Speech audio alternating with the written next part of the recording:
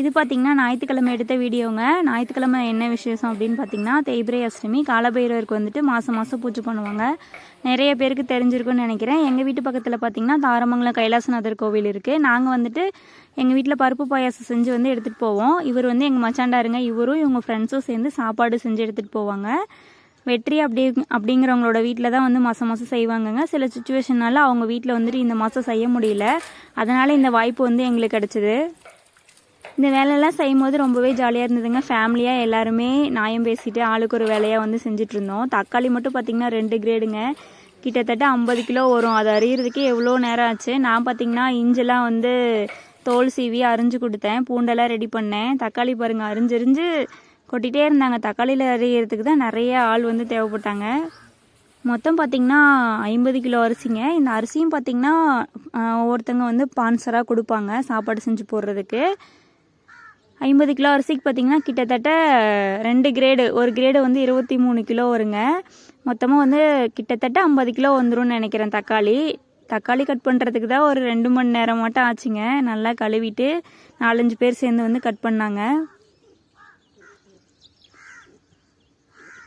அல்லெல்லாம் குறையாத அச்சை பாத்திர மாதிரி தக்காளி கட் பண்ண குறையவே இல்லைங்க. இதுக்கு பார்த்திங்கன்னா 1 கிலோ பச்சை மிளகா, அதுக்கப்புறம் புதினா தலை 4-5 கட்டு, கொத்தமல்லி தலை 4-5 கட்டு அதெல்லாம் போட்டாங்க. எல்லாருமே ஆளுக்கு ஒரு வேலையாக பிரித்து செஞ்சிட்ருந்தோம்.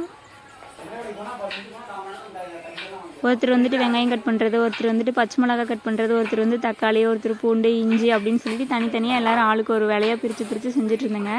பாருங்கள் தக்காளி கட் பண்ணி இந்த குண்டாவே நம்பிருச்சு. அப்போயும் இன்னும் தக்காளி நிறையா இருந்ததுங்க. அது பண்ணுறதுக்கு தான் ரொம்ப லேட்டாச்சு. பார்க்கவே நல்லா கலர்ஃபுல்லாக இருந்தது.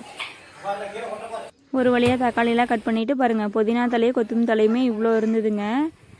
அது ஃபஸ்ட்டு தண்டெல்லாம் கட் பண்ணிவிட்டு அதுக்கப்புறம் குட்டி குட்டியாக கட் பண்ணி வச்சாச்சு. வெங்காயம் பார்த்திங்கன்னா இதுக்கு வந்து 6 கிலோன்னு சொன்னாங்க. அந்த வெங்காயம் கட் பண்ணக்குள்ள பாருங்கள் எல்லோரும் அழுதுகிட்டே கட் பண்ணிகிட்டு இருந்தாங்க.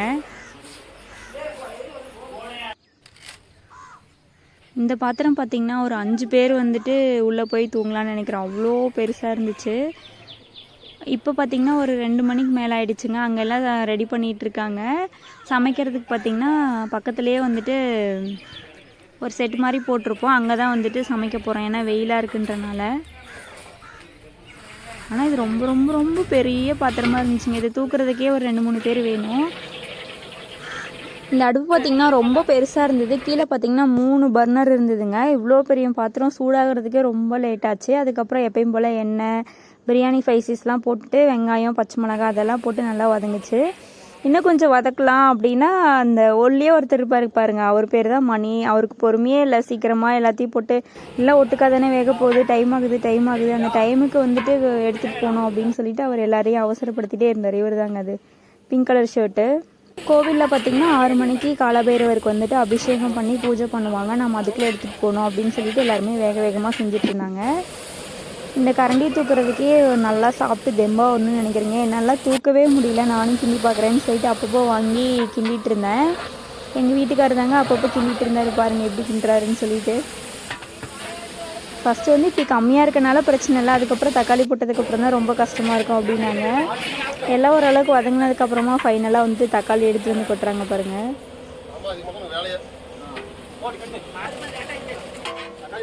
அதுக்கப்புறம் தேவையான தூளெல்லாம் போட்டுருந்தாங்க. ஏற்கனவே பச்சை மிளகா வந்துட்டு காரத்துக்காக 1 கிலோ போட்டிருக்காங்க. அது இல்லாமல் மஞ்சத்தூள், மிளகாத்தூள் அதெல்லாம் போட்டுட்டு இருந்தாங்க.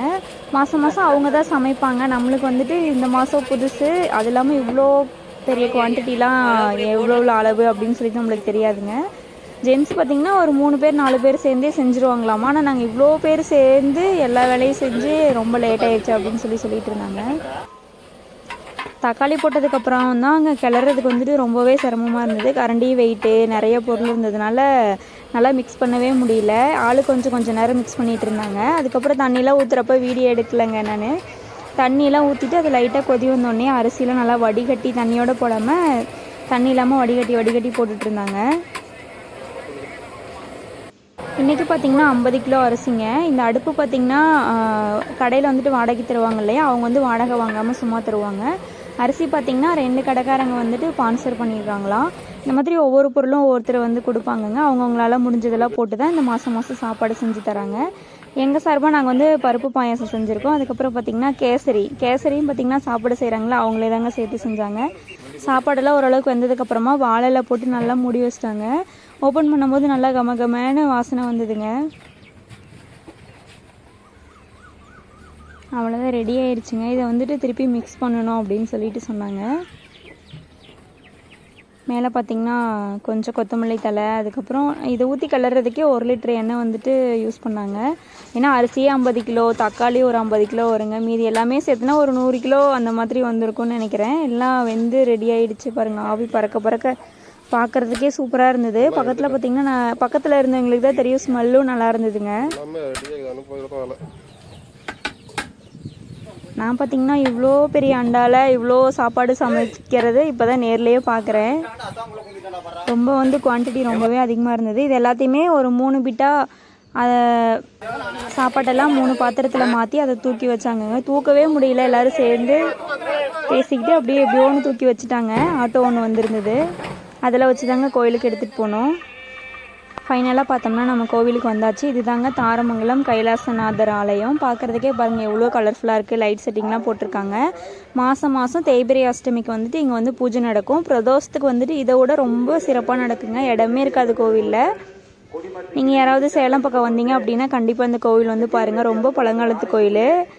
பார்க்குறதுக்கே எல்லாமே சூப்பராக இருக்குங்க. கோவிலோட வியூ இது தான். பார்க்காதவங்களாம் பார்த்துக்கோங்க. சேலம் வர்றதுக்கான வாய்ப்பு இருந்ததுன்னா கண்டிப்பாக அந்த கோவிலுக்கு வந்துட்டு போங்க.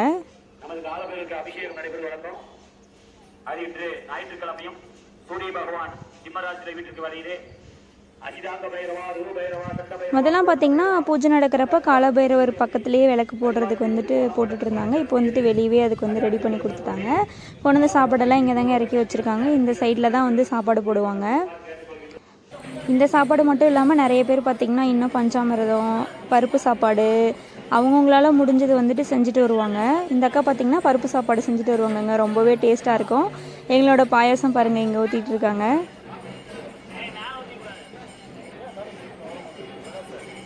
எல்லாருமே சாப்பாடு வாங்கிட்டு இருக்காங்க. இன்றைக்கி வந்து சண்டேங்கிறதுனால கூட்டமே ரொம்பவே கம்மியாக இருந்ததுங்க.